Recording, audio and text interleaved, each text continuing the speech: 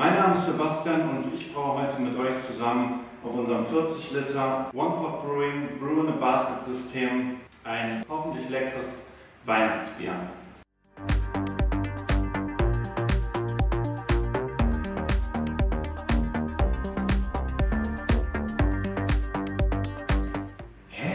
Weihnachtsbier?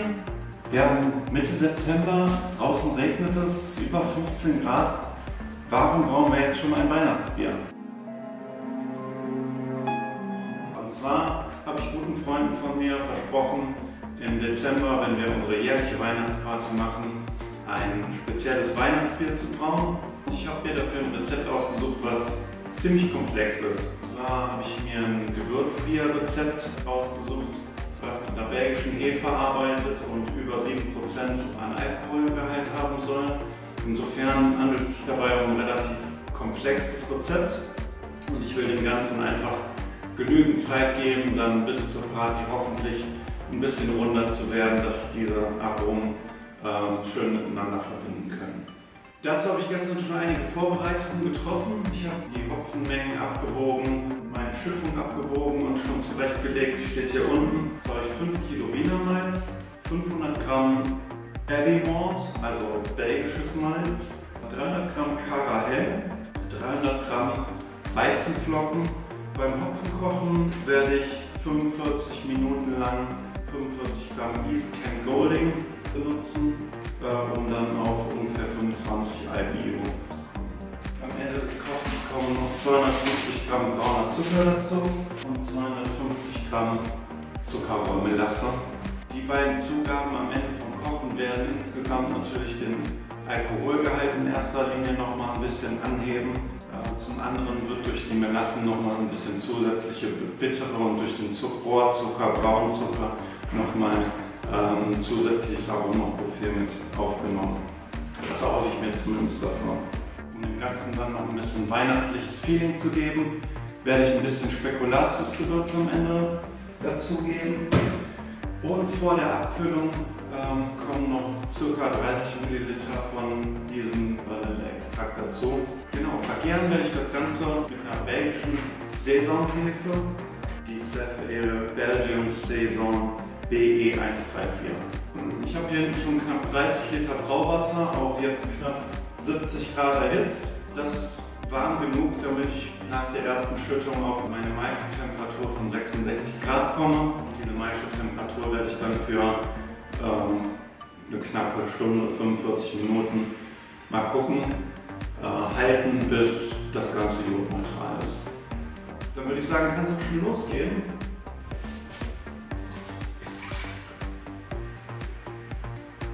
Ich werde zuerst mal den Malzkorb dazugeben.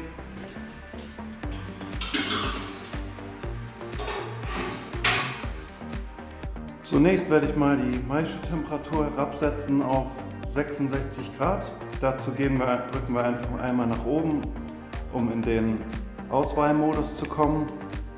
Danach einmal nach links und dann können wir runtergehen, bis wir auf den gewünschten 66 Grad sind. Set und schon sind wir startklar.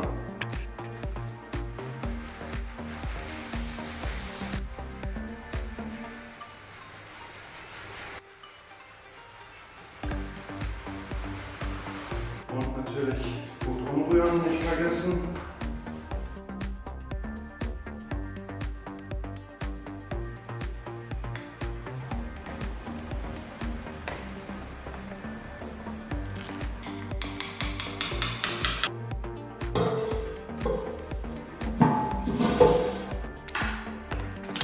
Den Kessel mit unserer Braupumpe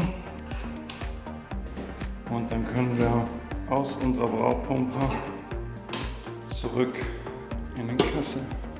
Dann öffnen wir hier einfach mal, müssen wir die Pumpe nur noch anschalten.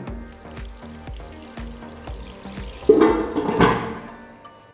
das Ganze ist eingemeischt, angeschlossen, Pumpe ist an, 66 Grad sind eingestellt, Heizelement ist auch angestellt. Das Ganze lassen wir jetzt hier für eine gute Stunde so zirkulieren und ich werde in einer Dreiviertelstunde wiederkommen und mal eine Jodprobe machen, ob es jodneutral ist und dann können wir eigentlich schon abmeischen und läutern. A few moments later. Eine gute Stunde ist jetzt rum, die Maische ist iodneutral und ich werde mich jetzt dran machen, den Korb rauszuziehen und das Ganze abzuläutern. Hochzuheben.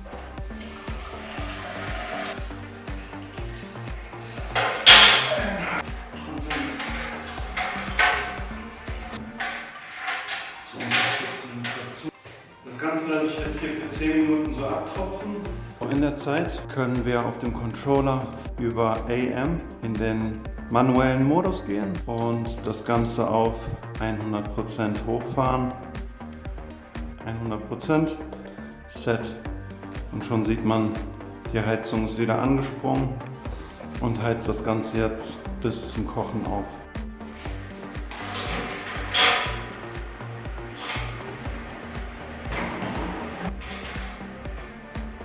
Den Malzkorb habe ich jetzt hier einfach in so einen kleinen Eimer reingestellt. Da kann er noch ein bisschen Restflüssigkeit verlieren. Jetzt sind wir bei knapp 29 Liter vor Kochen. Und das ist eigentlich genau da, wo wir nach Rezept auch hin wollen. Deckel drauf machen.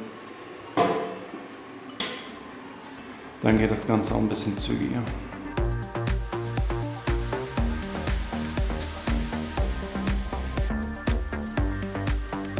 Die Würze kocht, die Leistung ein bisschen runtersetzen.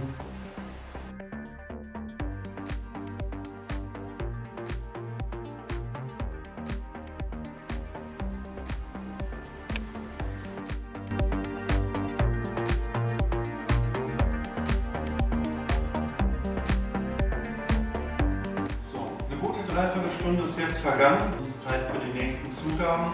Das Irish Moss, ca. 4 Gramm, kann ich so mit ins Offensiv reingeben. Um die Melasse und den Zucker dazu zu geben, mache ich das Heizelement gerne aus. Ansonsten kann es sein, dass es unten anbrennt. Also einfach kurz ausgabt machen für die Zeit, wo ich es dazugebe, umrühren und dann kann ich das Heizelement für die letzten 10 Minuten nochmal aufdrehen.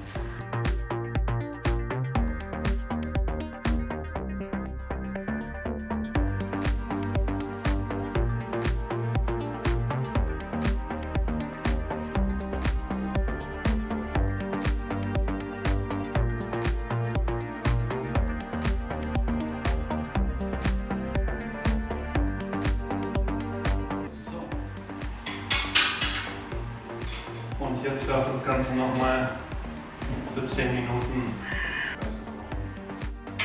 Außerdem macht es Sinn, für die letzten 10 Minuten die ganze kochende Würze nochmal durch den Kühler mitlaufen zu lassen, damit er von innen desinfiziert wird. Und den schließe ich jetzt in der Zeit schon mal ab. Ich würde euch außerdem empfehlen, vorher auch das Wasser anzuschließen, weil der Kühler ansonsten durch die kochende Würze einfach sehr heiß wird. Pumpe an. Mother of God! Und dann kann das Ganze hier schon mal ein bisschen zirkulieren. Das ganze Bad ist für 10 Minuten hier so ein bisschen durchgeflossen, noch die heiße Würze, und es ist Zeit für unsere Flameout Edition. Dafür machen wir das Heizelement einfach über den Schalter einmal komplett aus, lassen die Würze ein bisschen weiter durchzirkulieren und geben unsere 7 Gramm Spekulatius-Gewürz einfach einmal hier mit in den Hopfenkorb rein. Und was soll ich euch sagen? Es riecht verdammt nochmal nach Weihnachten hier drin. Das Ganze lassen wir jetzt nochmal für gut 10 Minuten hier so ein bisschen stehen. Den Kühlkreislauf können wir unterdessen schon mal anstellen und schauen, dass das Ganze schon mal ein bisschen runterkühlt. Würze ist auf Temperatur und läuft jetzt entsprechend über die Pumpe hier in meinen vorbereiteten Gärbehälter. Einfach ein bisschen plätschern lassen.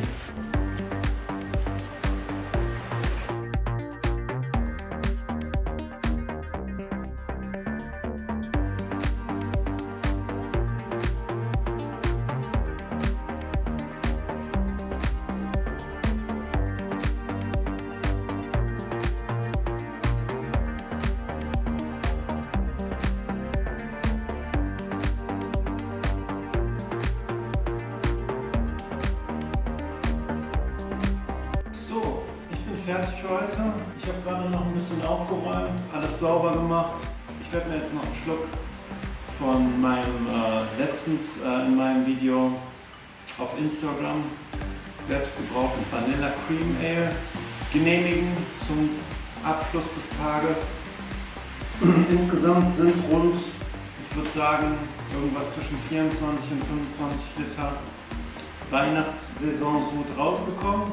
Das Ganze geht jetzt für wahrscheinlich eine knappe Woche bei rund 25 Grad in meinen Gärkühlschrank. Danach geht das Ganze dann in meinen Keg. Da werde ich das dann carbonisieren und entsprechend nochmal lagern, bis es dann fällig ist zum Trinken im Dezember. Und den Rest, der da nicht reingeht, den werde ich wahrscheinlich in Flaschen abfüllen. Da nochmal für 2 Wochen in der Flaschengärung nachkarbonisieren und dann wahrscheinlich an Freunde, Bekannte etc. zu Weihnachten verschenken. Ich werde euch ein Update geben, sobald es fertig ist. Schaut da auch einfach auf meinen Instagram-Kanal rein. Da werde ich dann sagen, was draus geworden ist. Ich freue mich, euch wiederzusehen. Schaltet rein, abonniert den Kanal, wenn ihr mögt. Lasst mir einen Kommentar da. Ich freue mich auf euer Feedback. Bis dann. Prost.